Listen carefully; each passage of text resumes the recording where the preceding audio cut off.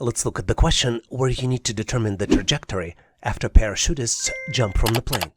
Obviously, based on the wind and other external conditions, there would be multiple choices, but fortunately, you need to select only one out of 4 possible choices.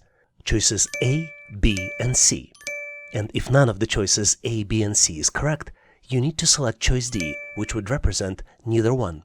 Take a close look to see what is the parachutist's trajectory after jumping from the plane.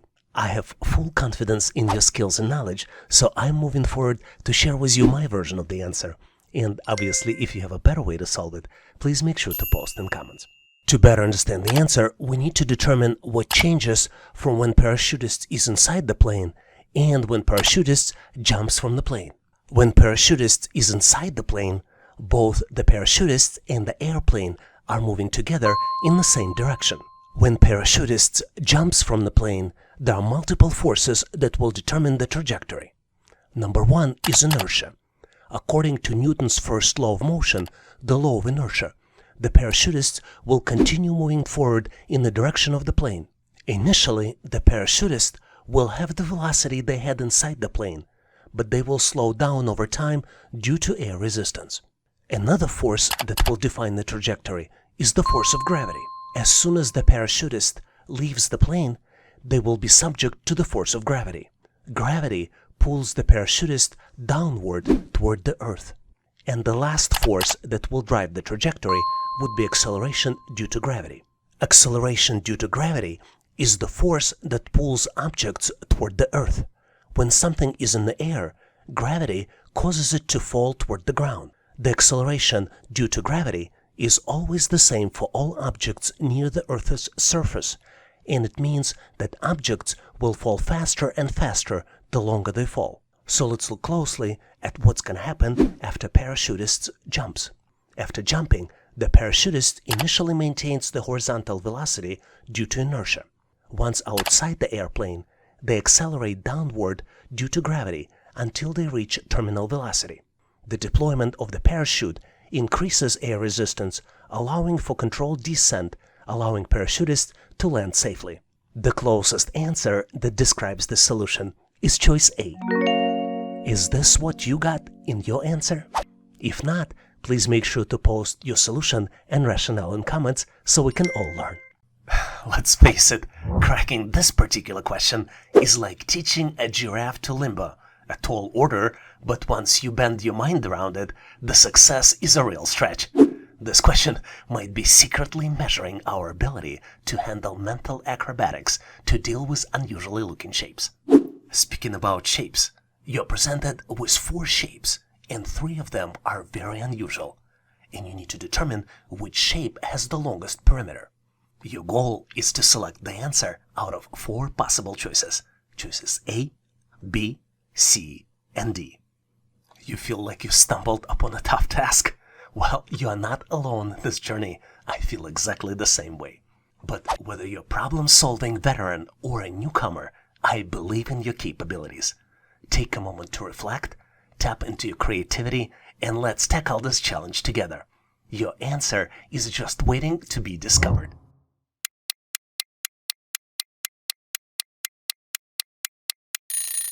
Are you ready with your solution?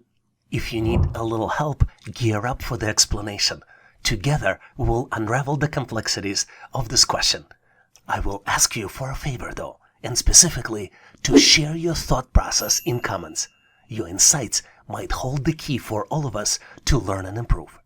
To solve this challenge, let's look at some important considerations. You might have noticed that all shapes here consist of the same square building block. But because shapes are so dramatically different, perimeter of the shape can be calculated in 2 different ways. The first way is to calculate the total length of the boundaries. The example here might be shape C. And the second way to calculate the perimeter might be sum of length of all of the sides. An example of this shape might be square, which is represented by shape A. Because the squares are all the same, we can assume that we can use square as one unit in the calculation. For example, the rightmost side in the shape C could be calculated as 4 units, and the rightmost side in the square would consist of 3 units. To calculate the perimeter of shape A, we need to sum up both of its sides and multiply it by 2. 3 plus 3 in parentheses multiplied by 2 equals 12. Perimeter of shape A can be measured as 12 units. Now let's look at shape B. Here we need to manually count the boundary squares. Let's do it together. 1, 2, 3, 4, 5, 6, 7, 8, 9, 10, 11, 12, 13, 14, 15, 16, 17, 19, and 20. So perimeter for shape B consists of 20 units. Same thing is for shape C. Please verify my math, and if I made a mistake, post it in comments. But shape D is different. Let's do the math. 1, 2, 3, 4, 5, 6, 7, 8, 9, 10, 11, 12, 13, 14, 15, 16, 17, 20, 21, and 22. Which means that the shape's D perimeter is the longest with 22 units. So the correct answer here is choice D. Here's an absolutely brilliant and at the same time very tricky question, but I have full confidence that you'll be able to solve it. You need to determine which item is the heaviest. And you're presented with 4 possible choices. Choice A, 2 pounds of iron. Choice B, 2 pounds of cotton. Choice C, 2 pounds of potatoes. And last but not least, choice D, neither one. Take a close look to see if you can come up with the answer. I am pretty sure you already have an answer by now, so I'm moving forward to share with you my version of the solution. And obviously, if you have a better way to solve it, please make sure to post in comments. As you might have figured out, all 3 objects, 2 pounds of iron, 2 pounds of potatoes, and 2 pounds of cotton, will have the same weight. The explanation for this is that the weight of an object is determined by the force of gravity acting on it, and this force is proportional to the mass of the object. Since all 3 objects have a mass of 2 pounds, they will experience the same gravitational force and therefore will have the same weight. But the confusion here is that the density of these objects is different. Density is a measure of how much mass is packed into a given volume. Iron is much denser than potatoes or cotton. This is why, if you have to compare the volume occupied by each object, the iron will take up less space than the potatoes or the cotton. Presented images are very misleading and were designed to confuse you. So the correct answer here is choice D, neither object, since neither object is the heaviest. This particular question is waiting for your individual touch to get solved, and I have full confidence that you can do it. You're presented with the fancy-looking mechanism, and you need to determine the direction of the last gear. Your choices for the answers are choice A, CW, choice B, CCW, choice C, no movement, and last but not least, choice D, depends on X. Crack this challenge on your own and then share your solution in comments. I'm looking forward to discussing your answer and providing some feedback. I'm gonna give you a hint though. Do you know what CW stands for? Think of clockwise, and then CCW would be counterclockwise. Thanks for getting involved, and good luck solving this intriguing challenge.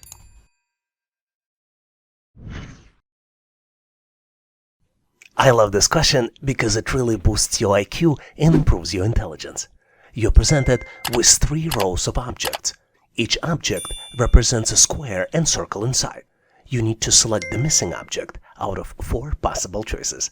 Choices A, B, C, and D. Take a close look to see if you can come up with the solution. I have full confidence that you've figured it out by now, and this is why I'm moving forward to share with you my version of the answer. And obviously, if you have a better way to solve it, please make sure to post in comments. To better solve this challenge, let's assign columns and rows to each object here in the picture.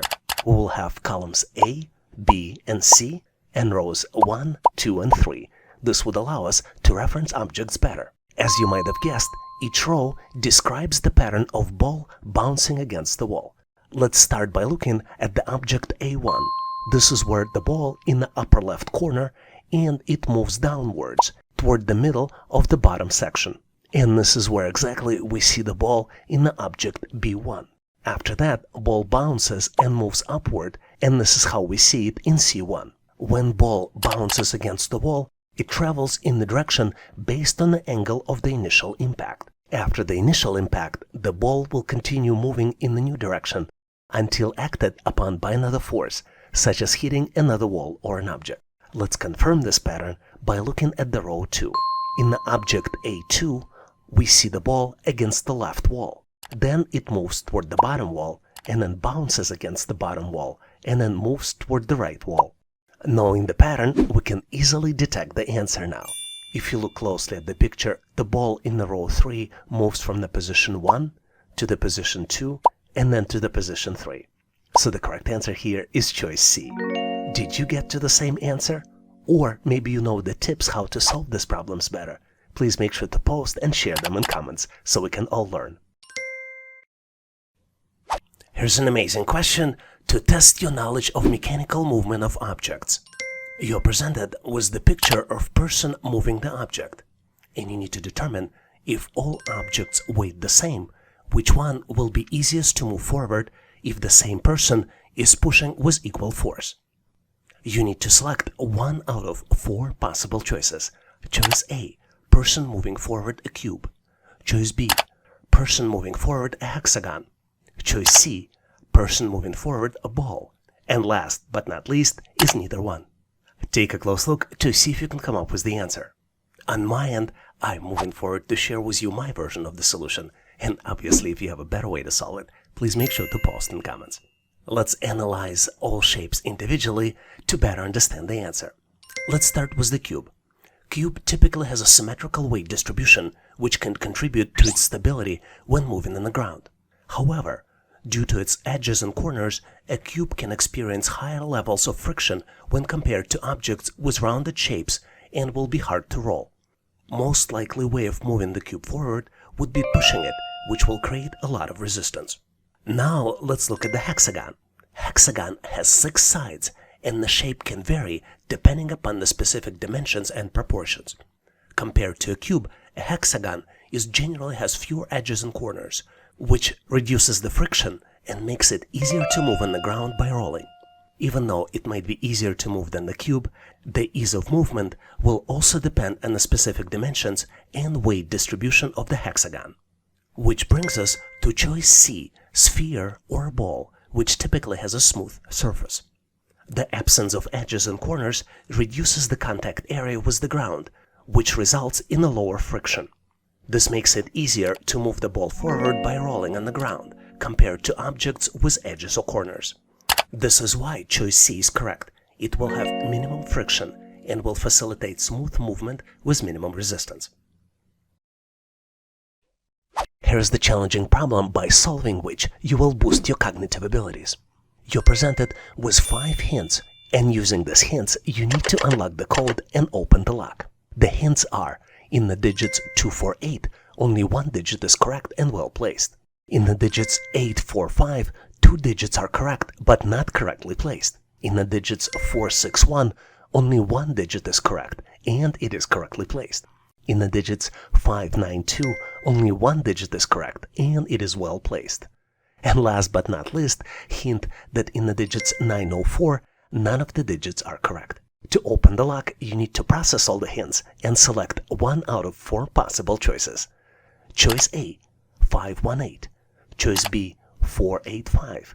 Choice C, 418. And last but not least, choice D, 568. Take a close look to see if you can come up with the answer. I'm pretty sure you're done solving it by now, so I'm moving forward to share with you my version of the answer and solution. And if you have a better way to solve it, please make sure to post in comments. As you might have guessed, you solve this problem through elimination. And I'm going to start with the hint number 5, because it's the most helpful of all. Once we've learned that in combination 904 none of the digits are correct, we can eliminate 2 possible answers. We can eliminate both choices B and C, because both of them have digit 4, which is an incorrect digit. Let's continue elimination to get to the correct answer. If we look through the remaining 4 hints, we learn that in hint 1, where digits are 2, 4, 8, only one digit is correctly placed, which is digit 8. In hint 2, 2 digits are correct, but they're not correctly placed, and they're digits 8 and 5. In hint 3, only one digit 6 is correct, and it is correctly placed. And last but not least, in hint 4, digit 5 is correct, and it is well placed. Based on this, the correct answer here is choice D, 568. Do you have any hints to show how to best solve these types of challenges? If you do, please make sure to post them in comments. I love this question because it truly tests your knowledge of mechanical engineering. You're presented with acrobat and the weight on a seesaw. You need to determine in which direction should the acrobat move his body to balance the seesaw. And you only have two choices. Choice A to the left or choice B to the right. Take a close look to see if you can come up with the answer. On my end, I am moving forward to share with you my version of the answer. And obviously, if you have a better way to solve it, please make sure to post in comments. As you might be well aware, the seesaw is an example of a lever where fulcrum is between the effort and the load. In our example, we have a weight on the left side of the seesaw and acrobat on the right side of the seesaw. The key principle of balancing the seesaw is when a force is applied to the end of the lever can lift the weight at the other end. For the seesaw to be balanced, the torque applied to the acrobat must increase. Since the acrobat's weight is constant, the only way to increase the input torque is by increasing the distance from the fulcrum. If acrobat moves in the direction B, this will shift the acrobat's center of gravity further from the fulcrum, resulting in a greater torque, thereby balancing it. So the correct answer here is choice B, moving the acrobat to the right. And now I have a question for you to practice your skills. We have 3 different scenarios of person moving the object. Choices A, B, and C. If all items weighed the same, which object would be easiest to move forward if the same person is pushing with equal force?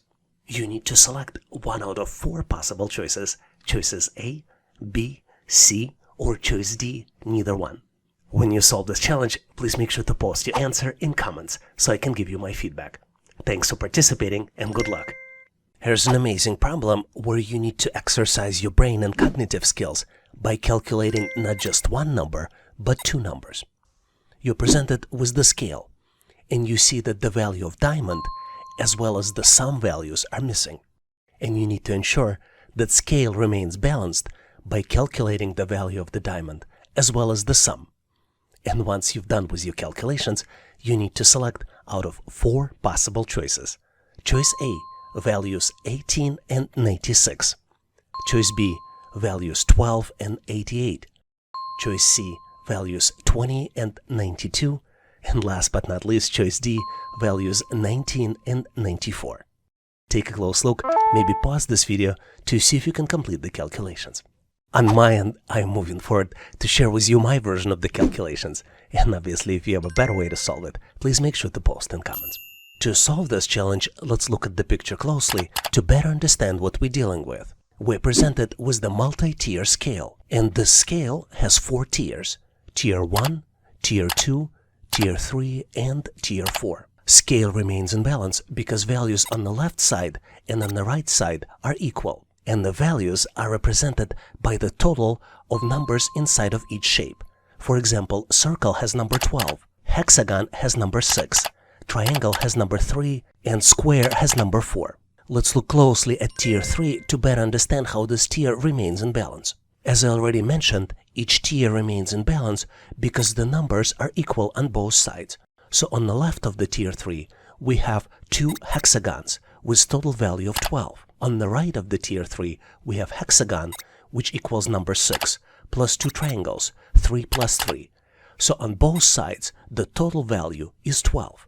This is why Tier 3 remains in balance. Now let's look closely at the Tier 2. On the left of the Tier 2, we have 2 circles. Each circle has a value of 12. 2 circles would be equal 24. On the left of the Tier 2, we have 2 circles with total value of 24, and the entire Tier 3, which also equals 24. This what keeps Tier 2 in balance. Now, knowing this logic, we can calculate the missing value on Tier 4. Because Tier 4 needs to remain in balance, the value of 12 plus 6 should be equal to the missing value, which means that the missing value is 18. And the total sum will be calculated as the sum of all the numbers. The sum of Tier 2 and Tier 3 would be 24 plus 24 plus 48 on the right side of Tier 1, which would equal 96. So the correct answer here is choice A, 18 and 96. Did you get to the different answer? Please make sure to post your answer and solution in comments. Thanks for watching. I really appreciate you for helping us to become one of the largest YouTube channels to help people become smarter, increase your IQ, and to pass any test. If the content of this video was helpful, please make sure to click the like button to help YouTube algorithm promote this video and help other people to find it faster. Giving us a like is also a way for you to tell us that you need more content like this, and when you tell us, we will deliver it for you in the future. For links to free and premium resources, please check the description and comments of this video. You can also go directly to our website, howtoanalyzedata.net, to download the materials related to this topic. I really appreciate your endorsement, support, and patronage of this channel. And thank you for considering to become a member and considering to subscribe. Please leave feedback, suggestions, or corrections in comments. And all the best on your journey. I'll see you in my next video.